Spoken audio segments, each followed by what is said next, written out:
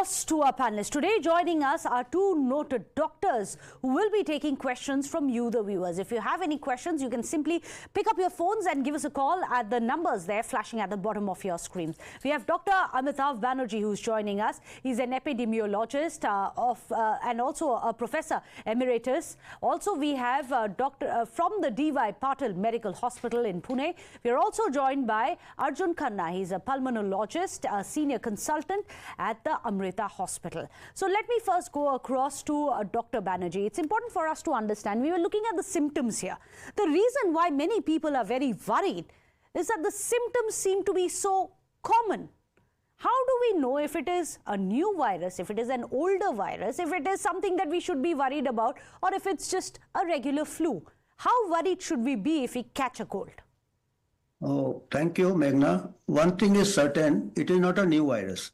It's not a novel virus. It was first identified somewhere in 2001. 2001, yes. Holland.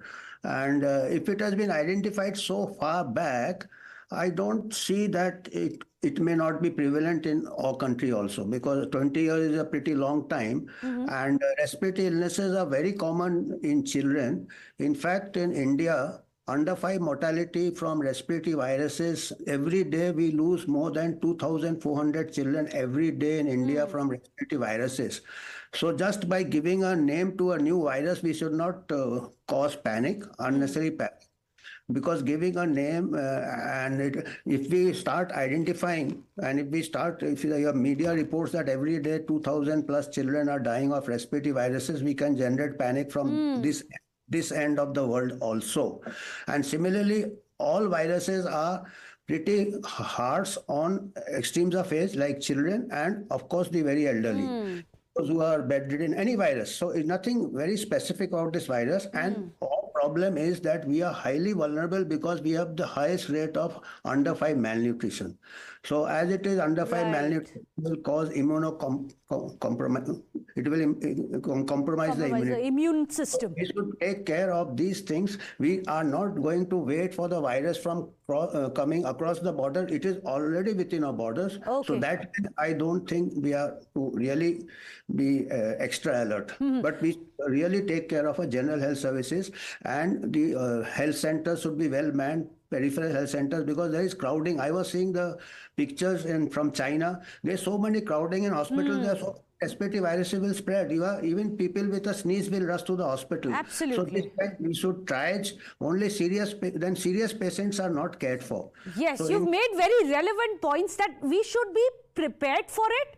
There is nothing new and very novel about it, but anyways, these are viruses which have been existent, and children are anyways more vulnerable. So primary health services are important and precautions need to be taken instead of being alarmed over the situation. I'll just come to you, Dr. Banerjee, later, as well as Dr. Khanna, but there are lots of viewers who are calling in with their questions. We have Jayanti, who's calling us from Madurai. We have Dwarkanath, one of the viewers calling us from Coimbatore. Jayanti, go ahead. What's your question? Yeah, hello, ma'am. I have 3 questions. Number 1, me and my husband both are 60 plus, and we have taken the corona vaccination also, Right. boosters also. So now my husband having taken some breathing problems, so he's taken some medicine. So now, what are we have to do or going to do? Okay, so Dr. Khanna, what are your suggestions for the elderly, for the senior citizens? What should they do? Dr. Khanna, you're muted. If you can just unmute yourself, please. All right. So as Sir said, the first thing to do is not to panic, right? And the lady who asked the question, they've already been vaccinated against COVID. So the COVID vaccine is not going to be effective against this particular virus, right?